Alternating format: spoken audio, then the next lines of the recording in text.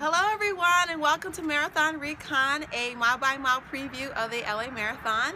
I'm Martise Moore, your Run Faster coach, and today we're running mile 14 with my very, very special guest and GreenRunner, Amy. Amy has run the LA Marathon before. She actually ran it last year for the first time.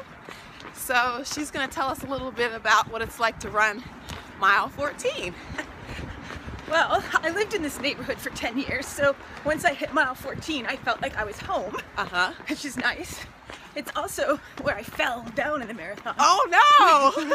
I'm kind of famous for that. Oh no! It was like I hit a banana peel and just went down, phone case separated. Wow. So you recovered, you got back up. I recovered and it gave me a little motivation to go faster. Okay, good. But it's just, I feel like the crowd support really starts for the marathon around here. Okay, good. And lasts the rest of the course. Right now we're on Sunset Plaza, a really scenic part of the course where there's lots of shops and flowers and animals made out of flowers. So very scenic around here, and it's flat to downhill, so very nice course. And since you had to get up and run again, it was easy to kind of get your speed back. It gave me a little momentum. Okay, so before the fall, how were you feeling once you got past the mile 13? Because that was the halfway mark, and now you're on the downside of the marathon. I was feeling pretty good because in my training for the marathon last year, we ran the course as training. So we ran west from University High School and east. And this was the farthest east I ever got. Okay. In any of our runs. Okay. So I knew the rest of the course. Yeah, you know, how important is it for it to be familiar running it? How does that help you mentally? It helped me a lot mentally. I ran my first marathon in San Francisco. The Nike one? No, San Francisco Marathon. Oh, okay. And I specifically didn't choose LA for my first because I had a very clear idea of how far it was from Dodger Stadium to Santa Monica. Right. And it was screwing with me mentally. Okay. So for this one, last year, it was like a party race. I was just happy the whole time. Oh, good. Like, I know where I am. I know how much farther there is. It's not that bad. Yeah, because you've trained on it. Yeah. And who did you train with last year? Last year I trained with Team Nutribullet. Okay. And what was that experience like? That was amazing. It was a whole program of nutrition and physical and mental preparation for the race. Okay. How'd you find out about that? Like, since you've never run it before. Well, a friend of mine from my previous running team sent me an email saying, this sounds cool, let's apply. Okay. So you had to apply to get in. Okay. So we applied and we got in. And it was my first time running with a big team. It was about 110 of us. Right. Oh, 110. Okay. So that took a little getting used to. But it was a really positive, awesome experience. Okay, great. So did they like make NutriBullet smoothies for you? Smoothies after every run. Oh, nice. That's pretty cool. What's like one of your favorite smoothies? I do this banana, pear, spinach, pecan, vanilla protein powder, coconut water smoothie that I just love. Okay, so now we're going uphill a little bit. Yes. And you actually like to run on hills. Do tell. I'm a freak. Well, they have the rewards, you know? Right. It's hard going up, but you can feel the strength of your quads. Right. If you go up, you know you're coming down.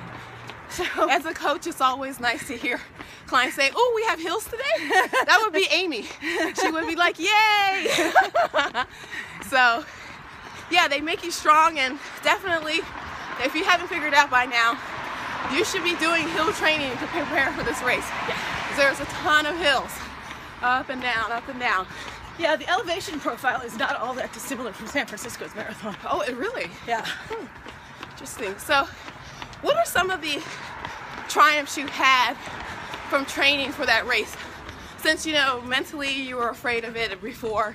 Well, a lot of my success last year, I wasn't necessarily faster than my first marathon. Okay. But I didn't blow up. Okay. And I think a lot of that had to do with nutrition. I was consistently eating about 100 calories every 3 miles. Okay. And that helped, even in the extreme heat we had. How were you getting 100 calories? I had gels, I had the little gummy blocks. Uh-huh. I had honey stinger waffles. Okay. Oh, how do those taste? They're pretty good. Okay. I'm gonna take it down to a walk for a second. Okay. I'm coming back from an injury, so. Yeah, so that's why she's not running it this year. She actually has an injury. So, actually, this is a great time to talk about walking. There is no shame in walking. So, you definitely want to make sure you walk with purpose, though. So, like she's doing, she's swinging her arms, she's pushing off on the ball of her foot to still keep her momentum while she's recovering. Especially on an uphill, sometimes it's way better to conserve your energy by walking than to try to keep taking little teeny tiny baby steps to get up the hill. Okay, so what's one of the biggest benefits you've got out of running in general? Amy runs tons of races. She actually has this thing that she does in terms of how many races she'll do a year. Can you tell us about it? I ran my first race in September of 2012. Uh-huh. And ran 2 half marathons that fall. Uh-huh. Then ran the Tinkerbell half in January. Right. And decided then I was running 13.1s in 2013. Mm-hmm. And then I did the same thing in... So that was 13 half marathons in 1 year. Yeah. Yeah. 34 today. All over the country. Like. Yeah. And Canada. And Canada. And then last year, or 2014, I did 14 races, but one of them was a full. Okay. So, and then 2015, the training for the marathon, because I was trying to do it right last year. Okay. Took up a lot of time, so I only got like 10 in. Oh, so that's pretty amazing. When she first told me about her goal, I was like, wow, that's a lot of races. So, but you do them because they're so fun, right?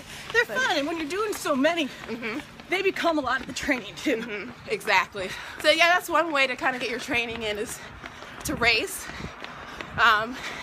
And also you get to meet like tons of new people. Yeah, I've made a lot of friends at races. And there's lots of good goodie bags, especially at the one you went to, the Lulu one, I think. The Lululemon Seaweeds hat. Yeah. Yeah, no, that's a really good one. So that's cool. Okay, so if you had any advice for somebody who's running it for the first time, what would you say? I'd say relax and enjoy the course. You can draw a lot of energy from the crowds. Right. Especially along Santa Monica Boulevard when you get into the latter half of the race. Right. That's cool. So I hope it won't be as hot for you guys this year. Oh, I know. Actually, they were calling for rain today, but it looks like we're going to escape that. Yeah. But we were prepared.